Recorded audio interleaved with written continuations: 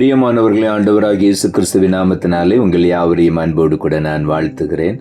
ஆண்டவர் கிருபையாய் நமக்கு கொடுத்த இந்த புதிய நாளுக்காக முதலாவது நாம் ஆண்டவருக்கு நன்றி சொல்லுவோம்.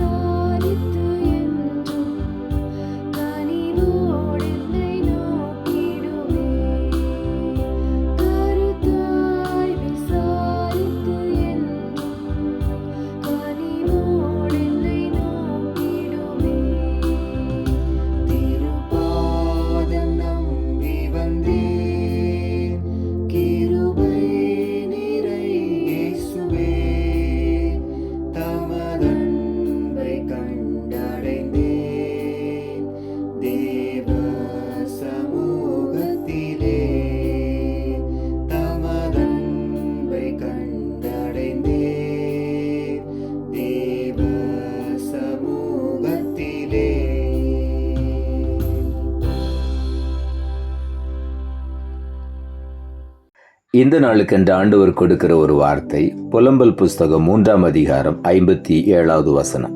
புலம்பல் 3:57.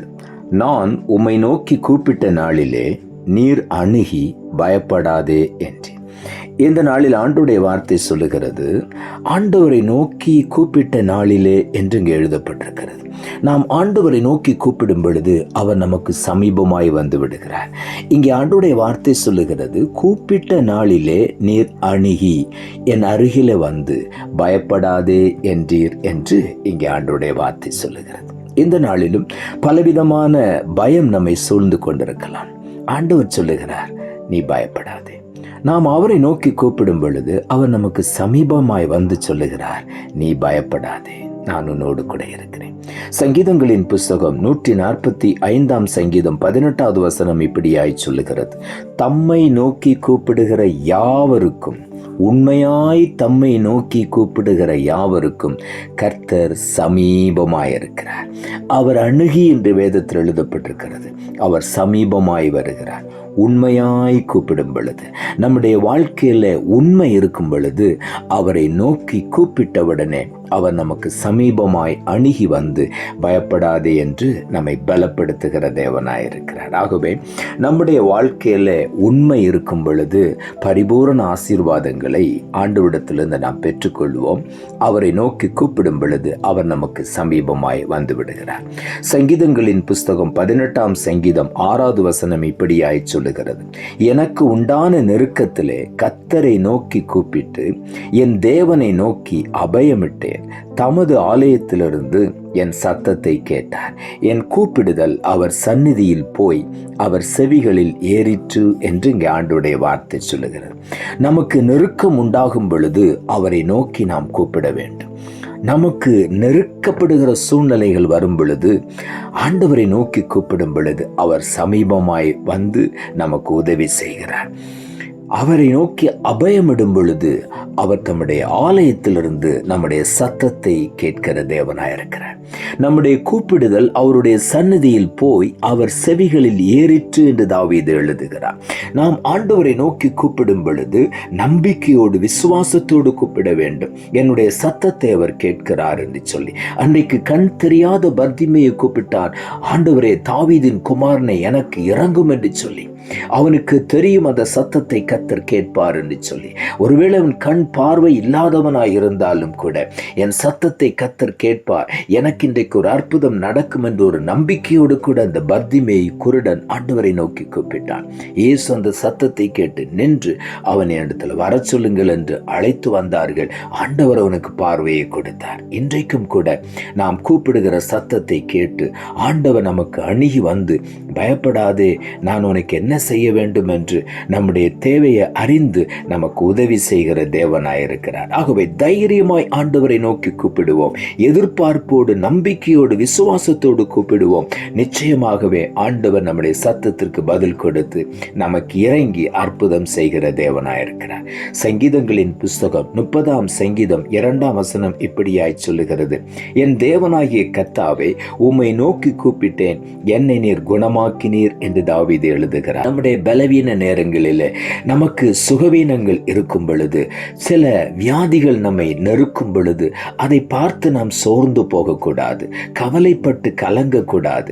நம்முடைய வியாதிகளை, நம்முடைய நோய்களை, நம்முடைய பலவீனங்களை ஆண்டவராகிய இயேசு சிலுவையிலே சுமந்து அதிலே ஆணியடித்து அவர் ஜெயம் சிறந்து விட்டார். அவர் நமக்கு பரிகாரம் செய்து விட்டார். அவர் எல்லா வியாதிகளையும் அவருடைய தழும்புகளினாலே குணமாக்குகிற தேவனாயிருக்கிறார். ஆகவே நாம் அவருடைய தழும்புகளை நோக்கி பார்த்து அவரை நோக்கி கூப்பிடும் பொழுது அவர் நம்மை குணமாக்குகிறார். தாவீது சொல்லுகிறார், என் தேவனாகிய கர்த்தாவே, உம்மை நோக்கி கூப்பிட்டேன், நீர் என்னை குணமாக்கினீர். இன்றைக்கு நாம் ஆண்டவரை நோக்கி கூப்பிடுவோம். நிச்சயமாகவே நாம் சுகம் பெற்ற ஆண்டவருக்கு சாட்சியாய் நிற்போம். எந்த கஷ்டமாயிருந்தாலும், நெருக்கமாயிருந்தாலும், பலவீனமாயிருந்தாலும், வியாதியாயிருந்தாலும், போராட்டமாயிருந்தாலும் இயேசுவை நோக்கி கூப்பிட கற்றுக்கொள்வோம். நிச்சயமாகவே ஆண்டவர் நமக்கு பதில் உத்தரவு கொடுப்பார், நம்மை விடுவிப்பார். வேதம் சொல்லுகிறது, என்னை நோக்கி கூப்பிடு, நீ அறியாததும் நீ கட்டாததுமான காரியங்களை நான் உனக்கு செய்வேன் என்று ஆண்டவர் சொல்லி இருக்கிறார். ஏசாயா தீர்க்கதரிசன புஸ்தகம் 43ஆம் அதிகாரம் 1 வசனம் இப்படியாய் சொல்லுகிறது, இப்போதும் யாக்கோபே, உன்னை சிருஷ்டித்தவரும் இஸ்ரவேலை உன்னை உருவாக்கினவருமாகிய கர்த்தர் சொல்லுகிறதாவது, பயப்படாதே, உன்னை மீட்டு கொண்டேன், உன்னை பெயர் சொல்லி அழைத்தேன், நீ என்னுடையவன் என்று சொல்லுகிறார். நாம் ஒவ்வொருவரையும் பார்த்து இன்றைக்கு ஆண்டவர் சொல்லுகிறார், எதை குறித்து நீ பயப்படாதே, உன்னை நான் மீட்டு கொண்டு விட்டேன், என்னுடைய இரத்தத்தை கிரயம் கொடுத்து உன்னை சொந்தமாய் நான் வாங்கி கொண்டேன், நீ என்னுடையவன் என்று சொல்லுகிறார், நீ என்னுடையவள் என்று சொல்லுகிறார். உன்னை பெயர் சொல்லி நான் அழைத்து அறிந்திருக்கிறேன், உன்னை என் உள்ளக்கையில நான் வரைந்து வைத்திருக்கிறேன், உன்னை ஒருபோது நான் மறக்க மாட்டேன் என்று சொல்லுகிறார்.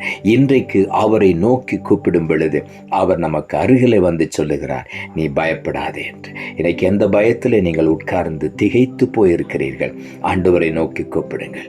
எந்த விதமான பயமாயிருந்தாலும் இன்றைக்கு அந்த பயத்திலிருந்து ஆண்டவர் நம்மை விடுவித்து நம்மை வெளியே கொண்டு வந்து நம்மை குணமாக்கி நம்முடைய காயங்களை கட்டி நமக்கு ஆண்டவர் தெய்வீக சுகத்தை கொடுத்து, அற்புத சுகத்தை கொடுத்து நம்மை விடுவித்து ஆசீர்வதிக்க போகிறார். உள்ளத்தின் ஆழத்திலிருந்து ஆண்டவருக்கு நாம் நன்றி சொல்லுவோம். நாம் ஜெபிப்போம். அன்புள்ள ஆண்டவரை, கிருபையாய் கொடுத்த இந்த புதிய நாளுக்காய் மறுபடியும் எமக்கு நன்றி செலுத்துகிறோம். ஆண்டவர் கொடுத்த ஜீவனுள்ள வார்த்தைக்காக நன்றி. நான் உம்மை நோக்கி கூப்பிட்ட நாளிலே நீர் அணுகி பயப்படாதே என்றீர் என்ற வார்த்தையை கொடுத்தீர். இன்றைக்கு பலவிதமான பயம் சூழ்ந்த நிலையிலே வேதனையோடு இருக்கிற ஒவ்வொருவரும் உம்மை நோக்கி கூப்பிடும் பொழுது பரிபூரண சமாதானத்தையும் சந்தோஷத்தையும் கட்டளையிடும். நீர் அப்படி செய்கிறபடியினாலும் உமக்கு நன்றி தாழ்த்துகிறோம்.